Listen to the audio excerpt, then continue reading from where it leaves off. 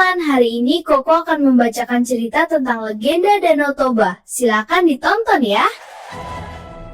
Legenda Danau Toba, sumpah yang terlanggar. Di sebuah lembah subur di Tanah Batak, Toba sedang memancing di sungai dengan penuh kesabaran, berharap mendapatkan lauk untuk makan malamnya.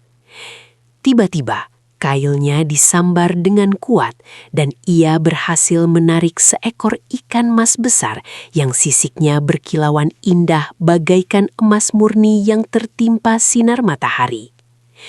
Betapa terkejutnya Toba ketika ikan tersebut berbicara dan perlahan berubah wujud menjadi seorang wanita jelita dengan rambut hitam panjang yang memohon agar nyawanya diampuni. Pertemuan ajaib di tepi sungai ini menjadi awal mula takdir yang akan mengubah kehidupan Toba yang sepi menjadi penuh warna, namun juga penuh resiko. Terpesona oleh kecantikan wanita jelmaan ikan itu, Toba memberanikan diri untuk meminangnya menjadi istri, dan wanita itu pun menerima dengan satu syarat mutlak yang tidak boleh dilanggar.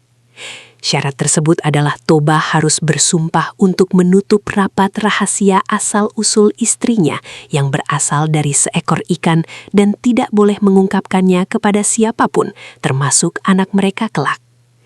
Toba menyetujui perjanjian sakral itu dengan hati berbunga-bunga, meyakini bahwa cintanya cukup kuat untuk menjaga rahasia tersebut selamanya.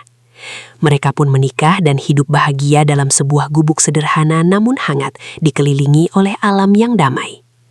Bertahun-tahun kemudian, mereka dikaruniai seorang putra bernama Samosir, anak yang tumbuh sehat namun memiliki sifat sedikit manja dan nafsu makan yang sangat besar.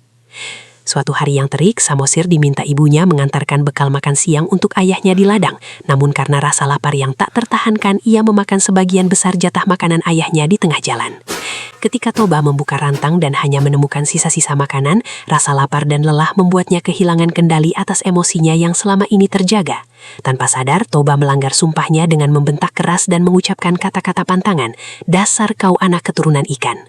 Mendengar ucapan ayahnya yang menyakitkan, Samosir berlari pulang sambil menangis terseduh-seduh dan mengadu kepada ibunya tentang apa yang baru saja diucapkan oleh sang ayah. Sang ibu seketika terdiam dengan air mata menetes, menyadari bahwa janji suci telah dilanggar dan perpisahan abadi sudah di depan mata.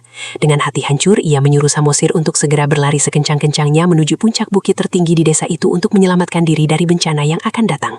Langit yang tadinya cerah tiba-tiba berubah menjadi gelap gulita, diiringi gemuruh petir yang menyambar-nyambar sebagai tanda kemurkaan alam. Seketika itu juga air menyembur dengan deras dari bekas jejak kaki sang istri dan hujan turun dengan lebatnya tanpa henti, seolah langit sedang menumpahkan seluruh kesedihannya.